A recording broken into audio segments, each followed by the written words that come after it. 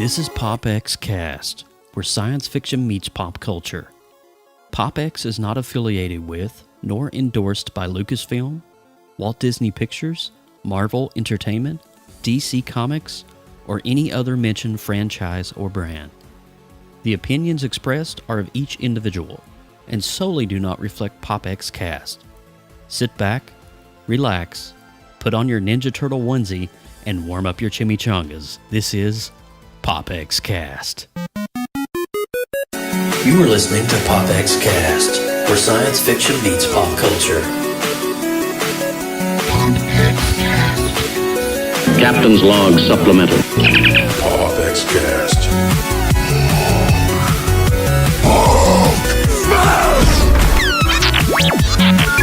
Hasta la vista, baby.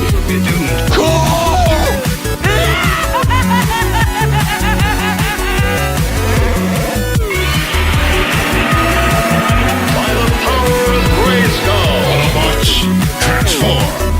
Excelsior! All right, guys, welcome to PopXcast, where science fiction meets pop culture. I'm your host, Joe Burke. And I am Austin Burke, your residential Appalachian geek at heart. We'd like to thank you guys so much for joining us tonight. If you missed last week's episode 13 with special guest Chris Wink, co-founder of the Blue Man Group, be sure to head over to Google Play or iTunes now, click that subscribe button and catch up. Oh, and by the way, while you guys are there, leave us a 5-star rating and review. We certainly appreciate that. Joe, what's going on, man? Holy cow, dude. That was like natural. It's like, oh my God. And over here we got the weather.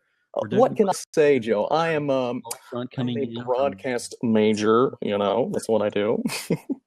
You were just so fleek, my little Thanks, buddy. I appreciate that. Oh my God, it's crazy. And the same genetic pool is just weird. It is weird, but it works. It does. We flow well together, Joe. Joe, I missed last week's show, man. I apologize. So real quickly, right off the bat, are you okay? I'm fine. Listen, little fender bender, everything's cool. The guy didn't stop, kind of drove off and just left me hanging, and I didn't get any information, so I don't know who it was. Yeah, basically. It was hit and run. Yeah. Oh, well, He just left. Okay? And my car is a little wobbly on the side, but, That's lovely. Yeah, it was great. What a weekend. Oh man, I tell you, this has been a very, very fun week, especially for all of us here at PopX, because this is episode number 14, Captain America. But before we even get into that, we have a lot of nuggets just to throw out for you guys right off the top of the bat. And we're going to be talking about the success of the 2016 Free Comic Book Day. Now, Austin, did you get a chance to go to this? Man, I didn't. Heard a lot about it. I didn't even know it existed, okay, until you told me about it this year. But dude, what did I miss? Okay. What did I miss? Think like a con, like a MegaCon or a convention or something like that, Comic-Con, but just kind of wrapped up into one comic book store to where everybody kind of dresses up as cosplay. There's free comic books being distributed. Man. Fans are just playing games and having fun. It was a whole... If you've never seen, I actually took a couple pictures here. This is from our local shop here in Central Florida called Heroes Landing, who will happen to be on the show coming up on episode 16. Talking to the owner of Heroes Landing comic book shop. But this is, as you can see, the kids are lining up. There's all the comics that are given out. I mean, the line was literally all the way out the back. That place is bumping. It's bumping. That's amazing. He was making some sales, getting some profit, had a little thing going on there, and it was really awesome. And I think Lindsay, over on the PopX account, Lindsay took her kids.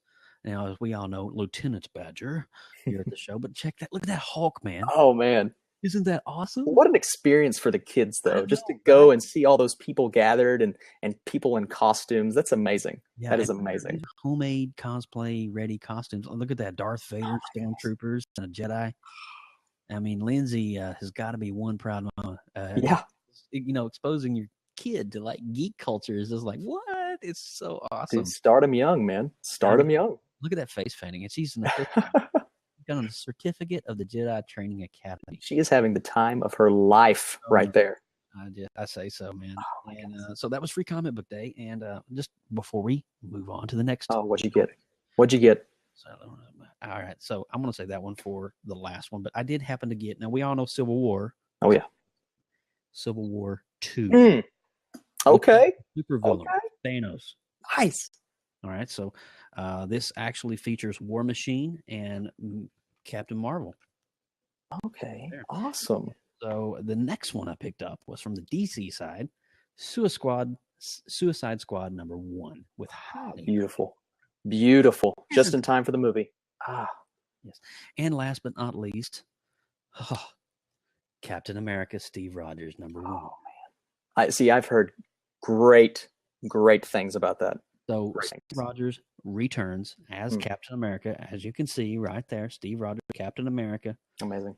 And it's a brand new series coming out, and everybody's like, "Oh, he's dead. He's dead." No, he's not dead. He's still around. It's the comic books. They never die in the comics. I know. So, what do you have in line for us, Austin? Like from the Russo brothers? I mean, I've heard some rumors about with everything going on with Captain America: Civil War, they were thinking about doing some stuff with. So the Russo brothers, right, who directed Winter Soldier and Civil War, have confirmed that they are retitling Infinity War Part 1 and Part 2, right? So apparently, and I figured this would happen eventually because Part 1s and Part 2s, they never seem to, there's just something about them. They leave a bad taste in my mouth, right? Like the Twilights and the Hunger Games, which is a series that I like a lot, but Mockingjay Part 1 and Part 2 was, right? Drawn out. And you think of a Part 1 and a Part 2 as one movie that is separated into two parts. Look at the Deathly Hallows, Harry Potter and the Deathly Hallows Part 1. Exactly. Part 2 being a lot better than Part 1. I mean, I know when J.K. Rowling originally wrote the book. I mean, the freaking book was like this thick. I'm like, oh my God, that thing is huge. Like, but this kind of tells us that it's going to be two separate movies as opposed to. It's no longer going to be Infinity War. Mm-hmm. What could they retitle it though? It makes a lot of sense because Thanos has already got the gauntlet. Yeah, because we saw that at the end of what is it, Guardians of the Galaxy or Ant-Man, where he just said, "I'll just take it myself. I'll do this myself." There's not going to be a war for the gauntlet. He's already got the gauntlet. Oh yeah. So maybe it's just Avengers Infinity. Avengers Infinity, man. And then, but what would if they're retitling? Correct? Would they call Part 1 maybe Infinity, and then call Part 2 like something War? Like, because you would think Part 1 is going to be the build up, and Part 2 is going to be the. I just can't seem to place it. I like Infinity though. I do too. I think they'll keep the Infinity name for at least one of them. Got that, but that's a Infinity tattoo.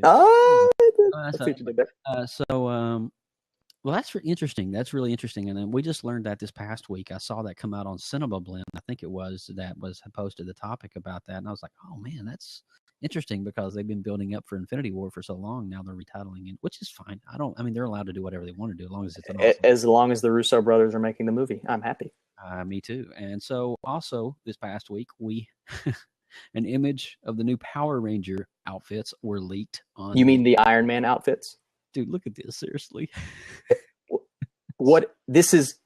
It's like clearly fight putties by day and you battle Loki by night. It's just like they're all like, oh my God, seriously. I was like looking at that and I was like, that is the craziest looking get up I've ever seen in my life. I'd like to see Kevin Feige's face after he first saw the outfits. I'd just like to see what he. Well, now, see, that's not the actual outfits. The actual outfits are, let me see if I can pull them up for you right quick. They're over here. Yeah. Those, I found a couple of memes on That's a hilarious picture, though. It's isn't it great? But I was looking around this week and I was on some of the show things and I was like, oh man, that is a funny one. I want to include that. But here's the actual image of the power. Like you've got you've even got the chest piece in the middle. It's like, you've got the thing there. What? I don't know. It looks like Ultraman meets Iron Man. I swear to you, that's exactly what it looks like. Ultraman. That's what it is. Iron Man.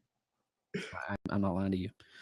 I think that's like Mark 45, 6, 7, 8. What were they thinking? I mean, what they're just trying to cater. Oh man, I love what this are they thinking? Here. See, like this is what we see, but then this is actually what. Crash that dummy Black Panther. What a terrible reveal. Hey, do you know what a good reveal was, Joe? What was a good reveal? They cast the new Han Solo. Oh, they did. They did. Well, I'm looking at the picture. Okay. And, all right, so we got Alden, It, Iron, Iron, Iron, Iron, Alden Ehrenreich, and he's cast as the new Han Solo. I think I said that. Ehrenreich. That's a mouthful, isn't it? Do you know what? I can see it. I can see it too. can see So it. if the stocks were high, would you buy or sell? You know what? I didn't love the idea of a Han Solo movie until I learned that the directors were the guys who did the Jump Street movies and the Lego movie. Yeah. And now I'm seeing who they cast, and apparently this guy did a great job in the movie that came out a couple months ago, Hail Caesar, even though that movie was kind of panned. But apparently he stole the entire movie. So yeah, man, I'm going to buy it. It's called Hail Caesar. Okay. And it's the same guys who did No Country for Old Men. And so the director did also the Lego movie, you said? The director of the Han Solo movie, he did. Okay. I think it's Chris Miller and Phil Lloyd, or Chris Lloyd and Phil Miller, one of those two. But they're like best friends, and they did 21 Jump Street and the Lego movie, and I trust them, man. I trust Han Solo in their hands. All right. Well, yeah, obviously we have to, right? We don't have much of a choice. We have no choice. Yeah. Also, Marvel this past week kind of gave us another green light, and they just threw this one literally off the side from nowhere. We didn't see this coming, but Black Widow has been green lit for her own solo. Yeah. It's kind of interesting because we'll be talking a little bit more about Black Widow and Black Panther a little later on the show, which is the image that you see here. But it's been lit, so I'm curious to see what the backstory is going to be. We kind of saw a little bit of backstory in Age of Ultron. Her in the, I don't want to say like a mansion type training. Yeah, it was her as a kid, growing up in that kind of environment. So we kind of saw that going in. But so what do we got coming up at the end of the month? What's going on here? All right, so I mean, we go from one superhero property to the other. May 27th, X-Men Apocalypse, right? You've got the next installment in the Bryan Singer franchise. And I know I just watched Civil War twice, but I'm already pumped for this movie. Yeah, the trailer. They dropped the trailer at the beginning of the movie. So it was definitely part of that. And it was, I've already seen it on YouTube. I mean, YouTube kind of spoils the whole trailer thing anymore these days. They do. I've already seen the trailer before you get to the cinema. But and that's another topic for another day. But takes away from the experience. Takes away from the whole experience. It does. Oh. But I think that this movie is going to just blow some minds, and I'm really optimistic about it. I'm going in with a clean slate. I'm going to have to watch First Class and what was the other one with the Rogue Days of Future Past, and then the Rogue Cut, of course, which is another release that they did. But also coming up on June 3rd, we got the second of the Teenage Mutant Ninja Turtles franchise, Out of the Shadows, that will be making its cinematic debut on June the 3rd. Joe, I'm curious, what are your thoughts on the first movie? Because we've not really talked about this. Okay, I enjoyed the first movie. I thought Shredder kind of looked like, oh man, Shredder was overkill. It was just too a Transformer. Shredder looked like a Michael Bay Transformer. Yes, he did. Yeah, I agree with that. It was overkill. I mean, I don't. But you know what? It was a fun movie, though. It was fun. It was fun. It was fun. Entertaining. It was entertaining. I'll leave it at that. That's about all I can get. But all right, so we got a fourth window open now. Oh, we're going to be inviting somebody. We got a brand new segment to the show this week and future weeks. Here we go. I got to say it right out of the bat. The Sausage Fest has ended. We got female power here. Girl power. Here we go. It's okay, though. We got Lindsay Badger coming into the house here. Ooh. Showing us some of the nerd nuggets. Sorry to crash the Sausage Fest party, guys. Oh, man. I got Mike over here in the other window, too. So it's just like you got three dudes and one girl. It's just like weird. Something's weird here. But Lindsay does so much right off the bat. I want to say this right before I let her have the limelight here. But she does so much. She has organized our sheets for our shows. She has done so much research and just organizing. She is an organizing machine. I mean, she's a blessing. I couldn't say much more about her, but she's well, yeah, actually, I could say a lot more about her. I could keep going on, but we don't have enough time and hours in the day. But Lindsay, what is your new segment? What are we going to be doing here on PopX? We are starting a new segment called Nerd Nuggets, and it's going to be. That's so funny every time I hear it. It's going to be random obscure facts about all the things nerd and awesomeness that we talk about all the time on PopX. But sometimes we focus on. Sorry, I may randomly play that throughout the remainder of the show. Okay, that's totally fine. So usually we'll probably focus on one main nugget, but this week I have two because we just couldn't decide because they were so awesome. Okay, so nerd nugget number one. Go ahead, Lindsay. He's got a nugget.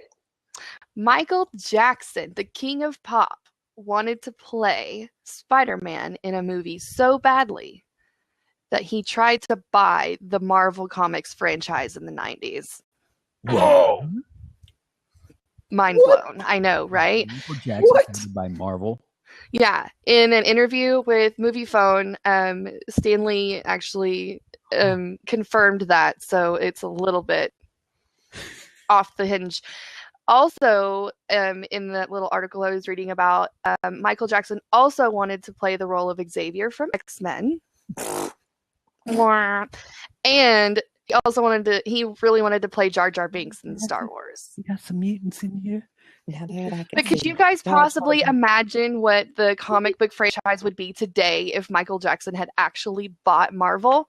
Oh, it would be a whole different ball game. It would be so crazy.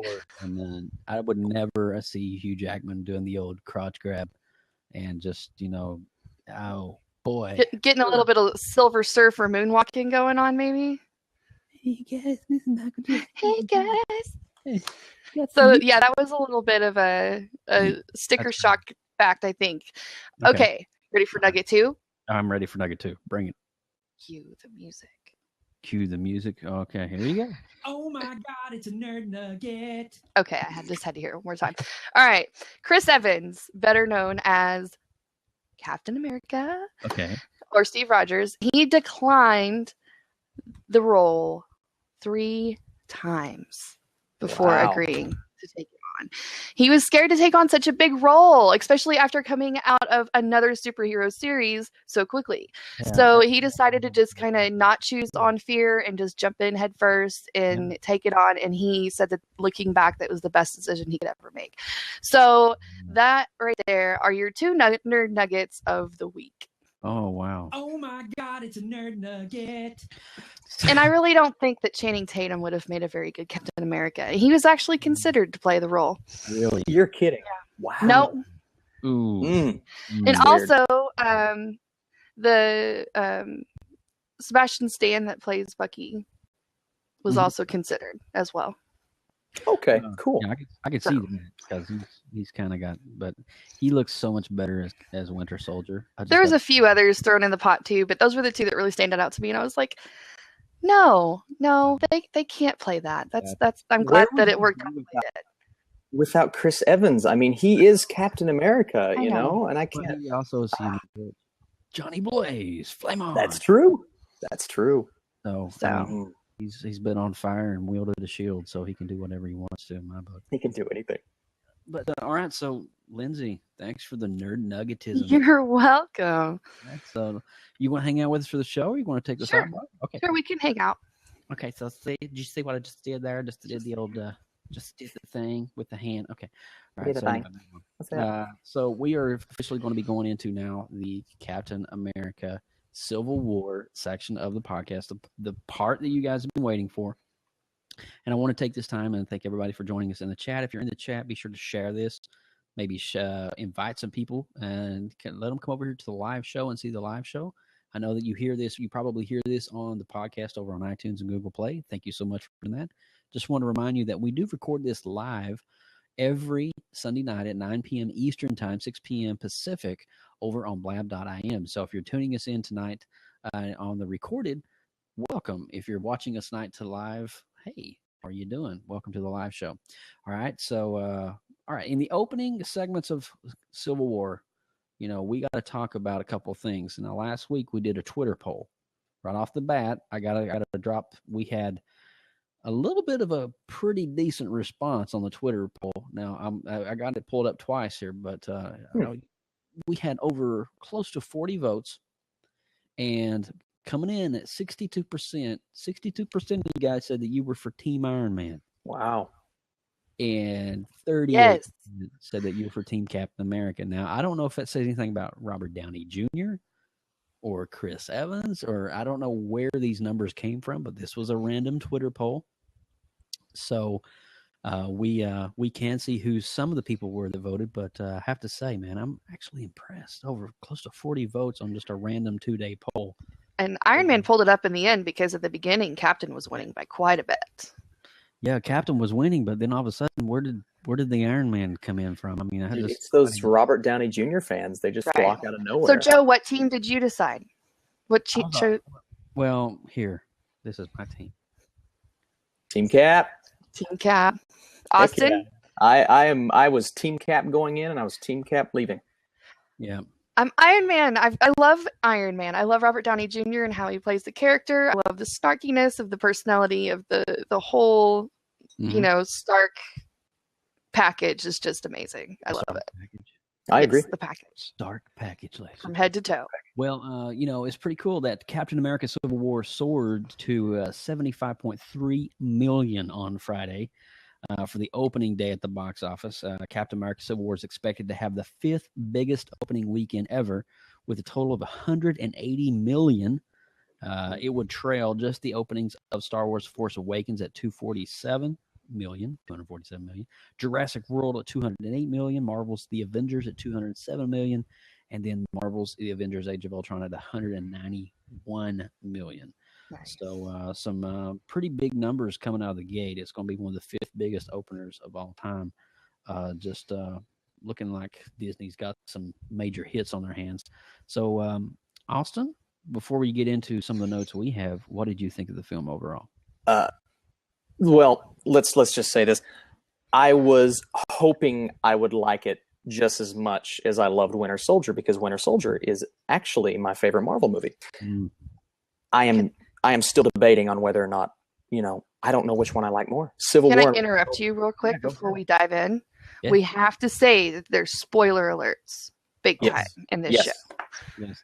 So we're going to go to the point of no return here in a moment. So when we start talking about this and you guys are like, not watched the film yet, and you're like, oh my God, I can't wait to go see Captain America Civil War. I'm so excited. And you listen to our podcast.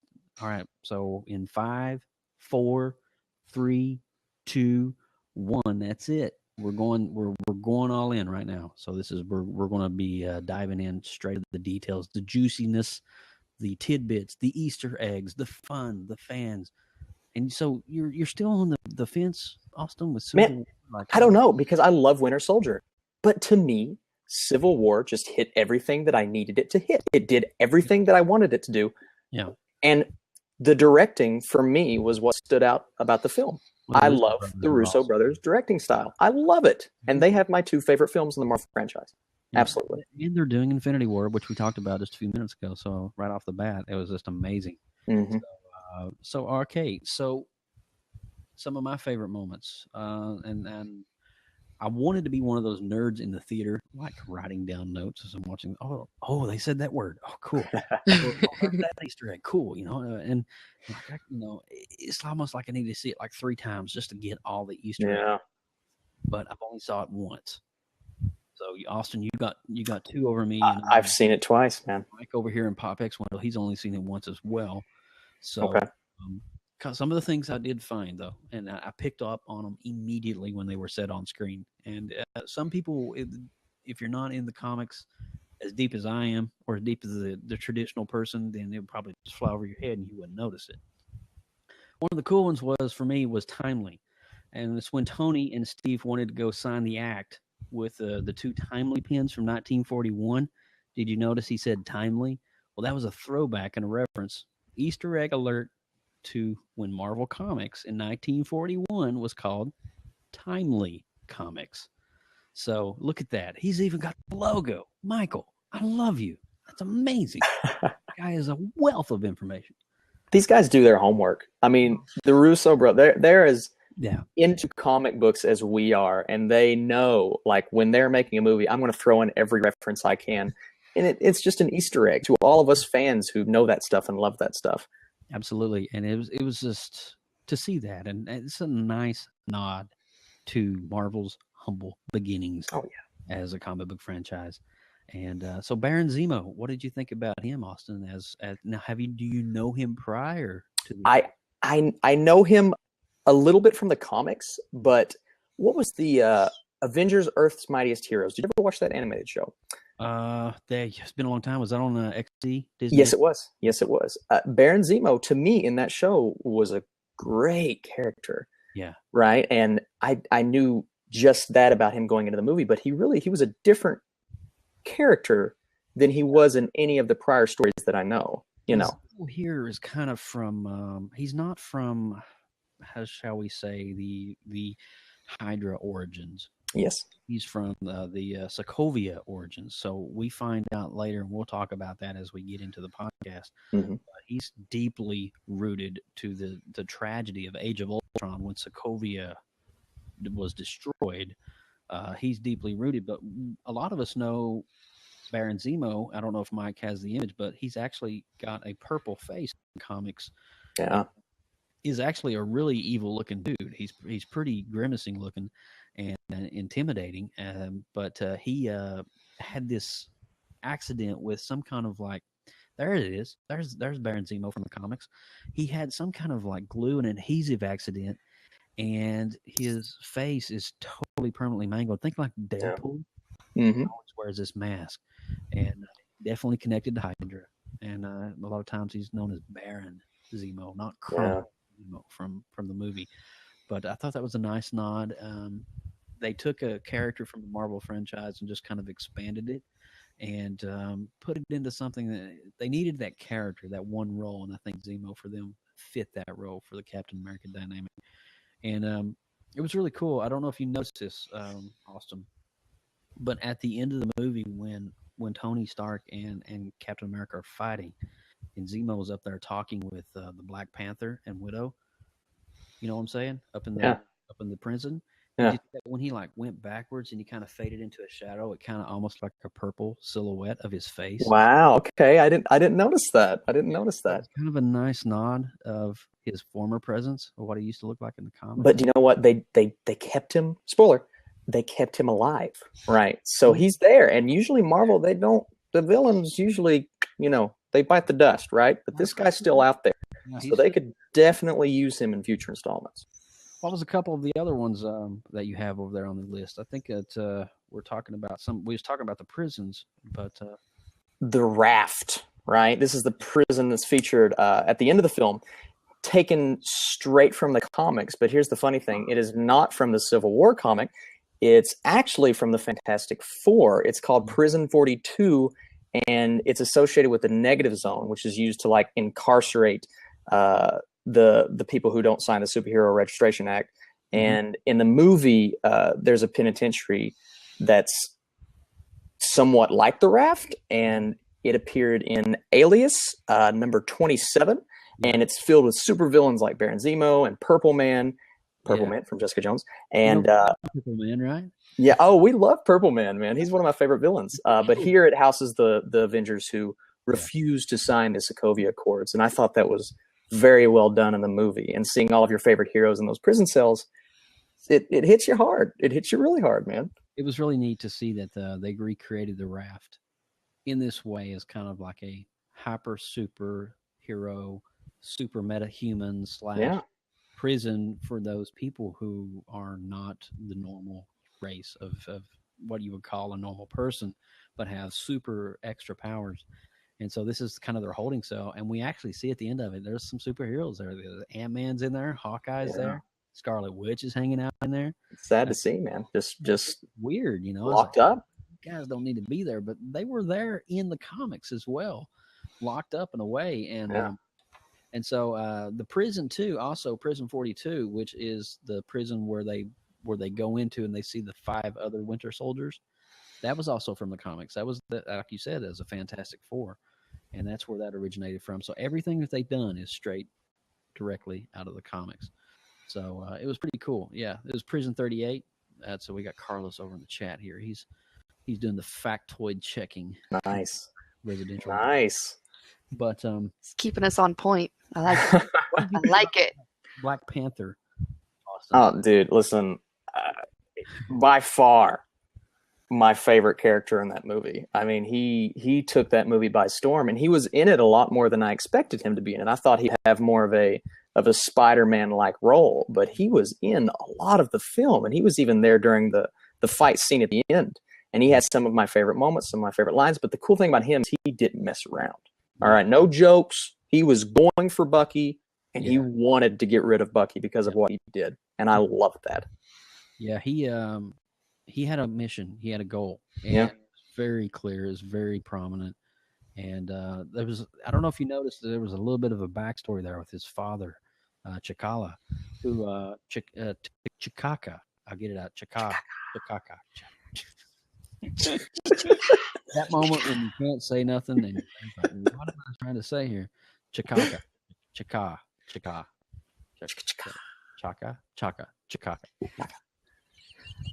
This is funnier by the second, I swear. But his father, who was a king of Wakanda, he was the king and he was murdered. So was he a Black Panther prior to this Black Panther? I think so. And okay. Here's the reason why I say the prince, who now is the king, Black Panther, yes, took the ring off of his father and put it on, which is kind of a nice nod to the mysticism and the magic, because Black Panther can actually channel dead people. Oh yeah, we know that from the comics. So, and when he said the line, "Well, it's not over," to Black Widow, in reference to his father, we may see his father again. Apparently, in the comics, from what I was reading, in the comics, his father becomes like king of the dead, and he can channel his father using the ring whenever he needs to. So that's really cool. That ring was awesome that they put that in there. Such a great Easter egg. I'm so glad that they built it up. And I understand they done some gentle nods because they already knew going in that most people who are going to see Civil War already have a general knowledge of Black Panther. Yes. And so no need right now to drop all that information in one movie.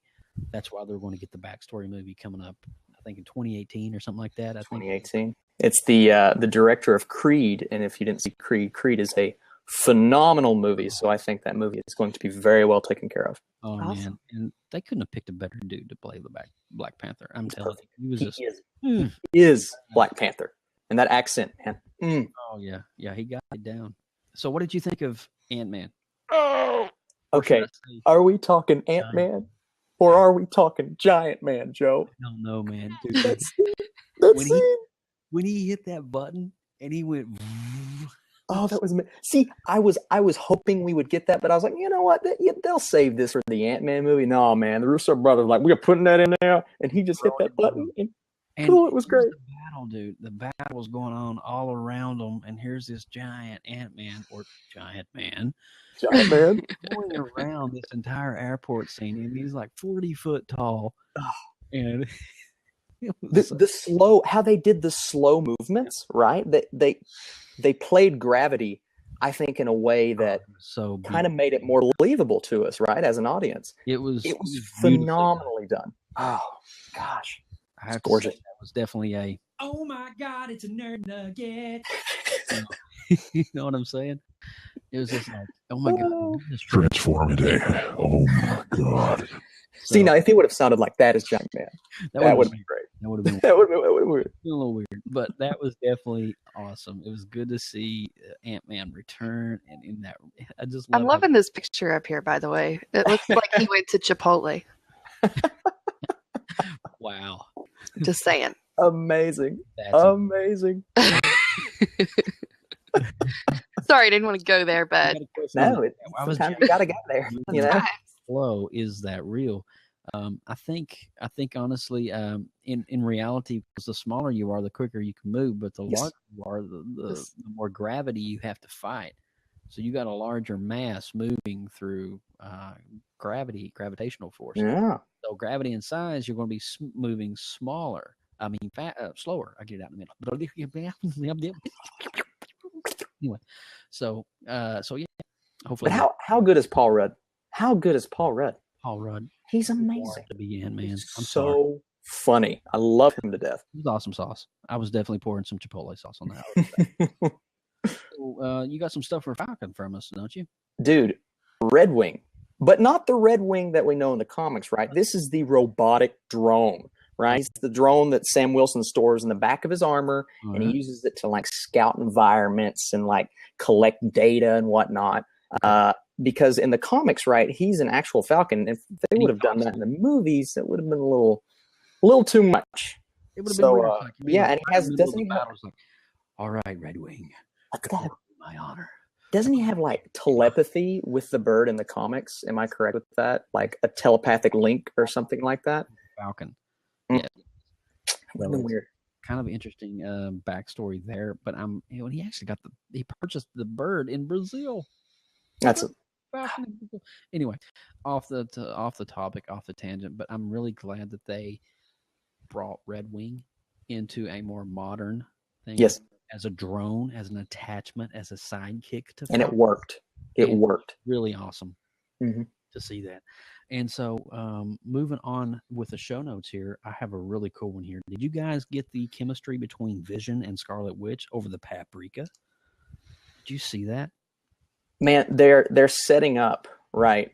Yeah. They're setting up exactly what goes down in the comics because they have a relationship. They have a romance. Yeah. And you saw in this movie, you see a spark. And at the end, Vision, he kind of loses focus on what's going on. And this is from old school. Look at that. Yeah.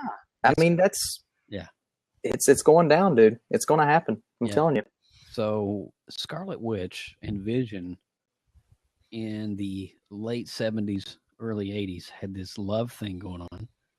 Ended up having two sons, Thomas and Jefferson, I think it was, Maximoff, and who basically were like little spawns of Satan pretty much because they inherited their father and mother's power. And it was a weird love triangle dynamic. But fans ate it up. They gobbled it up. And I think here's a picture of, look.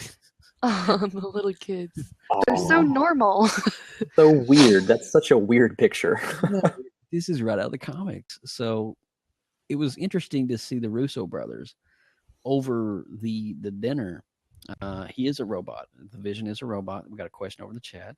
Vision was a robot. If you've seen Age of Ultron, he was actually manufactured by Tony Stark. Banner.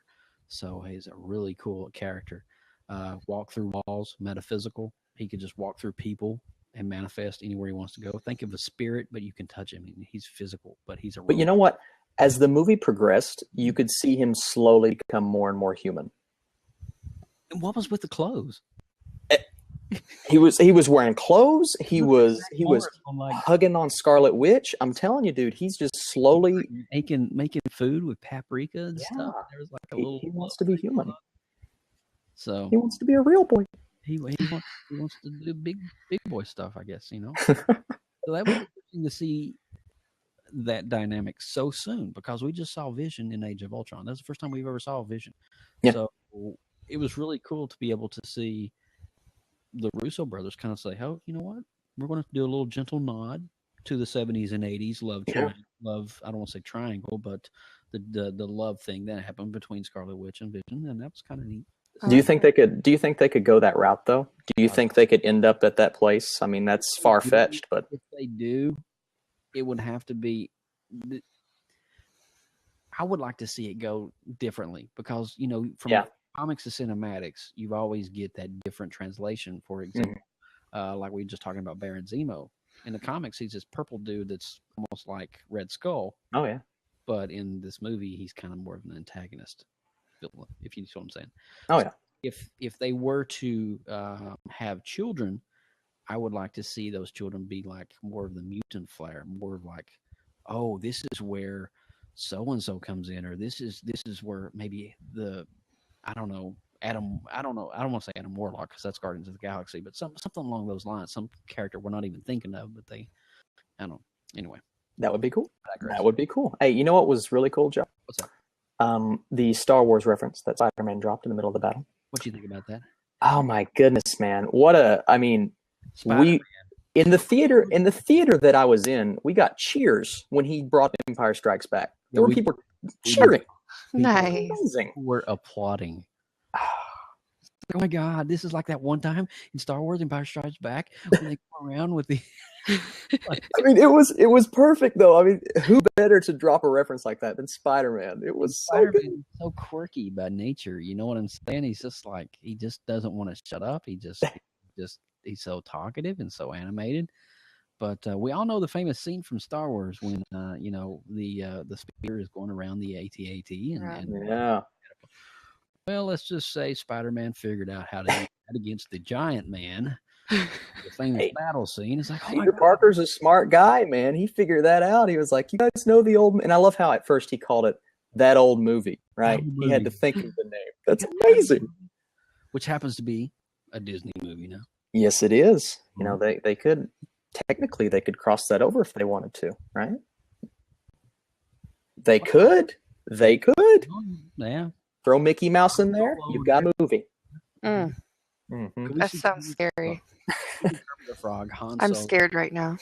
and the Incredible. Oh, hey, Spider-Man. Horrible. But that was funny though, actually, as a matter of fact. But there was another really cool movie reference that we're going to get to here in a minute. But I want to move on to the next one down. Did you guys notice that the words Deck 23 when the Winter Soldier was taken to the prison?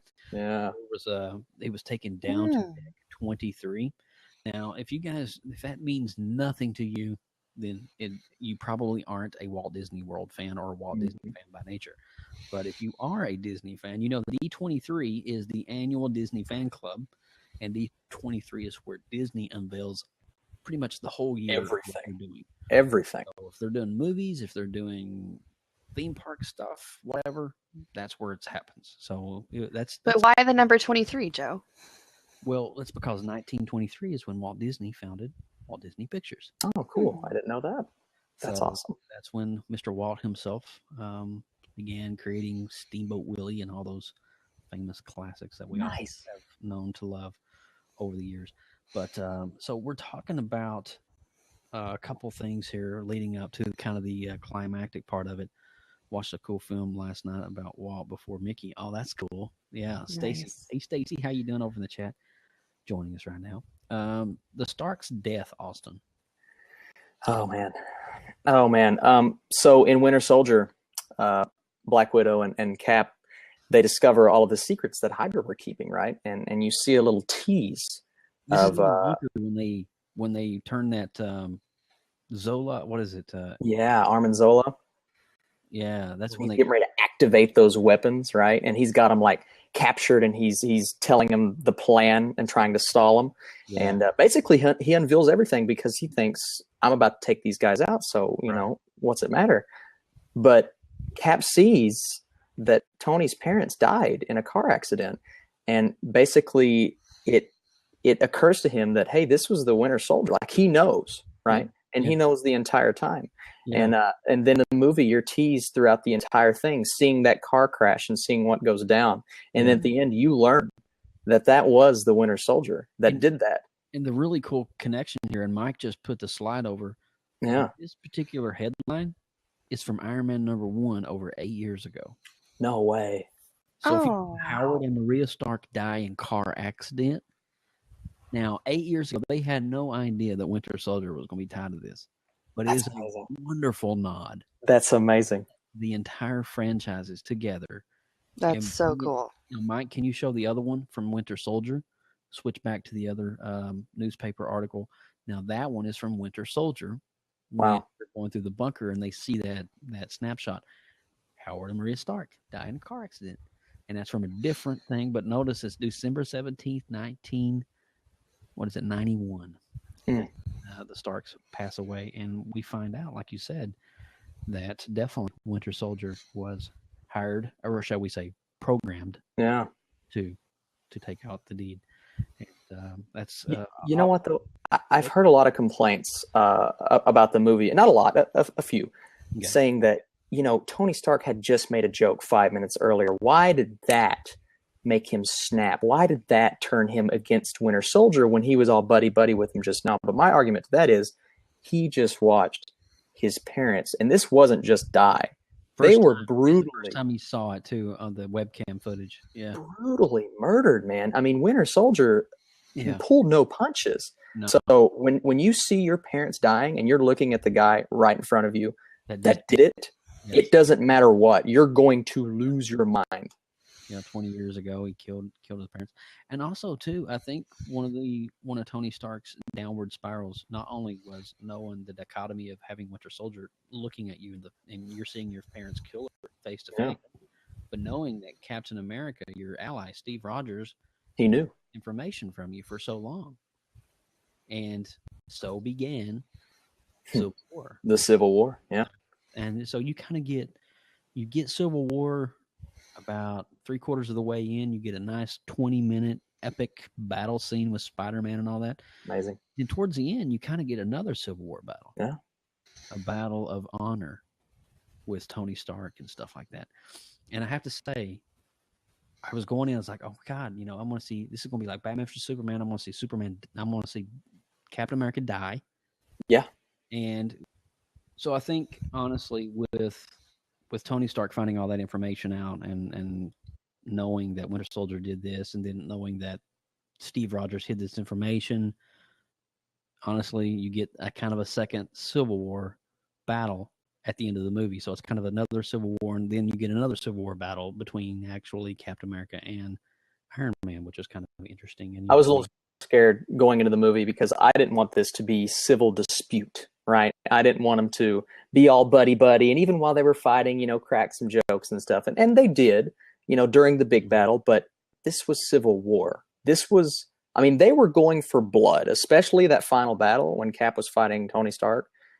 That was a bloody fight. That was a dark fight, and that was an intense fight. And I'm so glad they did that. They pulled no punches, and that's what I wanted. Yep, that's it. I couldn't agree more. And so one more reference that we was able to pull out, and this is probably one of the last Easter egg nuggets that we were able. I know, Carlos is saying that Civil War is not over. We know that Civil War, Carlos. I don't know if you saw this or not, but we actually picked up Civil War Part 2. We're right on top of it, my friend. So we know exactly where you're at. So movie references near the end, Tony Stark calls Bucky the Manchurian Candidate. Now, if you've never seen this old movie, and they actually redid the movie back in like 2004, I think it was, it's a reference to Richard Condon's 1957 novel of the same name. Now, what is this about? So it's about Americans being brainwashed and used as assassins, much like Mr. Winter Soldier. Mm-hmm. So it was kind of a nice nod to some former works of that. So it's kind of a nice little good throwback. Manchurian Candidate. And it's actually a really good movie. Both the old school one in 1962, which I believe, if I'm not mistaken, starred Frankie Sinatra.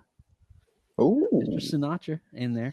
And Lawrence Harvey. And it was adapted in 2004 with Denzel Washington and Liev Schreiber. So be sure to check that out. Nice. There it is. Look at that. He's already got Mike. Dude, I'm telling you, he's like on Johnny on the spot. He is on point tonight. Love it. Man, I can't believe we went through all this fast. This is crazy. End scene credits, Austin. What do you think? Oh my goodness. Well, you actually have two, just like any other Marvel movie, and I was yelling at the people as they were leaving the theater. But yeah, they didn't listen to me. No. But the first one, Winter Soldier, man, he's going back on ice. Yeah. Right. But the cool thing about that scene, he volunteered to go back on ice, which I understand that completely. Yeah. But the cool thing about that scene for me is they're in Black Panther's territory, right? They're in the Wakandan forest. And this is kind of it's getting you ready for Black Panther's solo film. Ooh. And Wakanda is the home of vibranium as well. Yeah. So could the Avengers be stationed there? Could Captain America be an ally with Black Panther now? I mean, this just opens up so many possibilities. Soldier be a part of the Black Panther movie franchise when Black Panther comes out, because now Winter Soldier is in Wakanda, frozen. Yes, he is. Okay? Oh, that's amazing. Now, just saying, stay with me here for a minute. He lost his arm. Maybe he'll get a vibranium arm. Oh. Think about it. That'd be kind of cool. Ooh. Yeah. That would be pretty sweet. He lost. Joe, Oh, look at you. You should write. Oh man. God, it's Oh my God, it's a nerd nugget. So, what did you think of the Spider-Man one at the end? I mean, oh man, I'm so excited for the Spider-Man movie, guys. And I didn't think I would be this excited for Spider-Man Homecoming. But basically, the final scene is Spider-Man Homecoming, glowing his wonderfully Stark Tech made spider signal onto his ceiling. Yeah. And this is kind of letting you know, hey, Tony Stark's going to be in that movie. And I love their relationship in this film. And I think that's going to carry over into the next one because they have great chemistry together. I got a question I'm going to ask the room too. Now, I don't know if I particularly know the answer right off the top of my head, but is in the Tobey Maguire trilogy or the Andrew Garfield Spider-Man, was there ever a spider signal?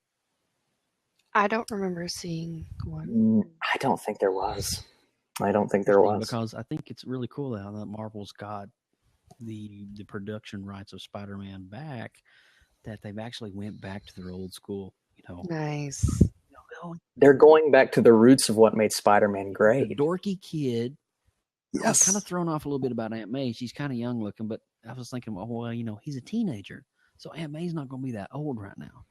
So they're actually setting it up to where she's a younger Aunt May, and they're going to make multiple movies out of it. And she go ahead. She's the hot Aunt May, right? That's what everybody was saying before the movie. She is the hot Aunt May, and Tony Stark even brought that up in the film. I thought that was great. Hey, pretty fleek over here. She's the hot Aunt May. And so that's the end scene credits. Hopefully you guys will go back and see the film again. And some of the things that we pointed out tonight, that you actually will digest those. And when you go back and see the film, you're like, oh, there it is. Oh, I get it. And it was really interesting, though. All right, so this is the first time Marvel Cinematic Universe has brought in a character from another film production company, Spider-Man. And it was cool to see Tony Stark kind of introduce Spider-Man in that way. It's like, oh, well, I have tech now that knows about others. I don't want to say superhumans, but he's got this tech.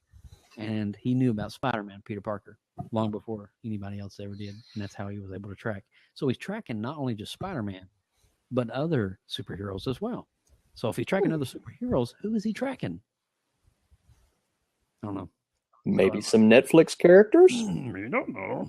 Don't know. That's an option. All right, so You never know. that's it. Do we have anything from the chat room? Did we miss anything? I think we're good. I think Civil War is You just made me more excited to go see it because I haven't seen it yet. so awesome, Lynn. Whoa, really? I haven't, but I am so excited to go see it. That's why I don't care if there's spoilers because you guys give such a great background and point out things that you probably wouldn't catch otherwise unless you see it 3 or 4 times. Mm-hmm. So now I can take it even more probably than I would have without. Oh yeah. So. Oh, you will listen. You will absolutely love this movie. I have no doubts. No doubts. It'll be amazing.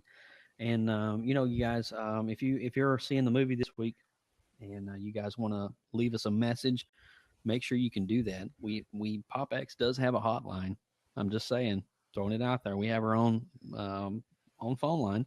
So if you go out and see Captain America: Winter Soldier this week, be sure to call the PopX hotline and say, "Hey Joe, I saw it, and my favorite part's this, or I like this, or I didn't like this part." We want to hear about it, good and bad.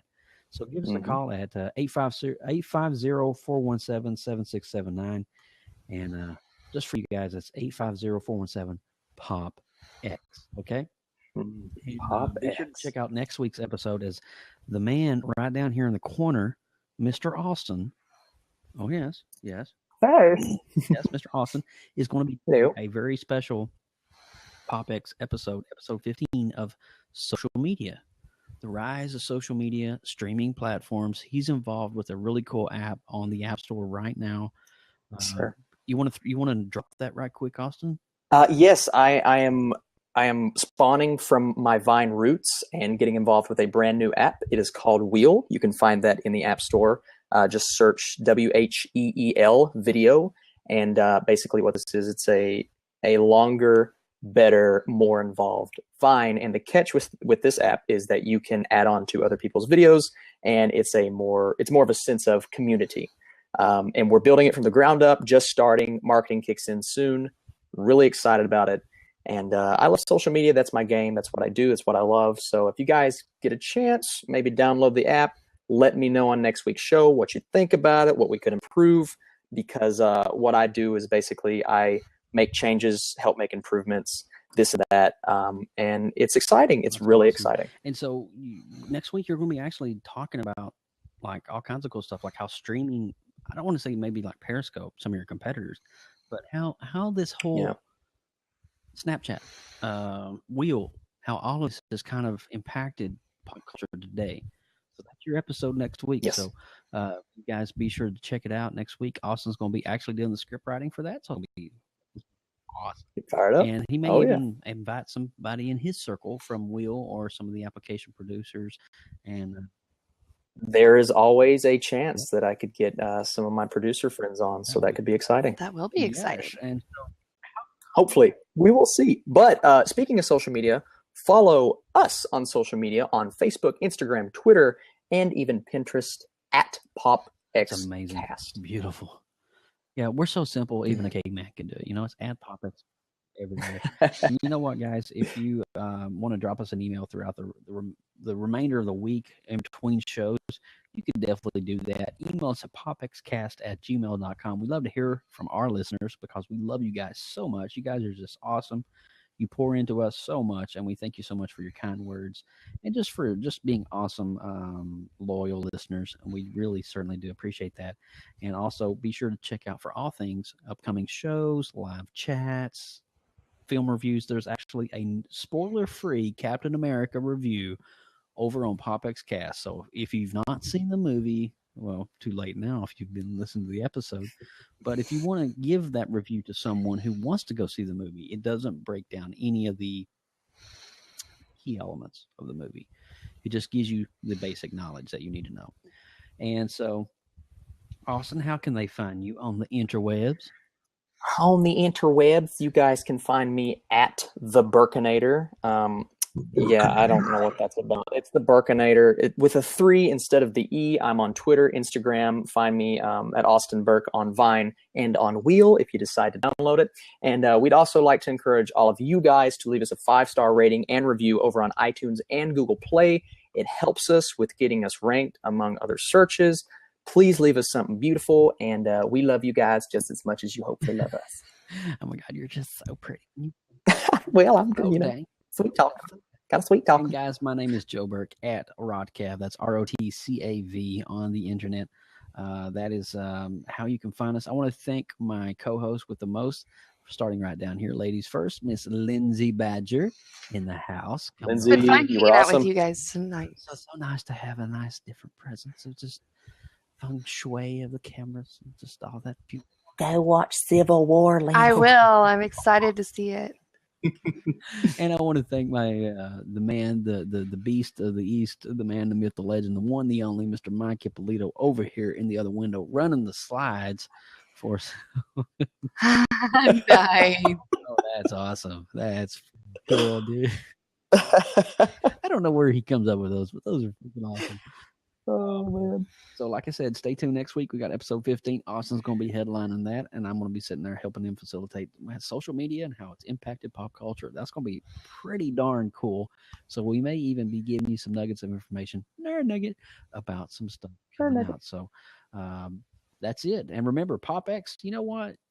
We want to thank you guys for listening. And PopX is kind of like a tingling tree tea ointment. The more you rub it in, the better it feels. Oh, yeah. Just tingle me, baby. All right, guys. From all of us here at PopXcast, thanks for listening. Thanks for downloading. God bless. We'll see you next time, right? From everyone at PopXcast, thanks for listening. Be sure to give us a 5-star rating over on iTunes and subscribe for more great content.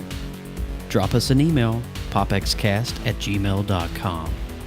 Follow us on Twitter, Instagram, Facebook, Blab, and YouTube at PopXcast. Get your geek on.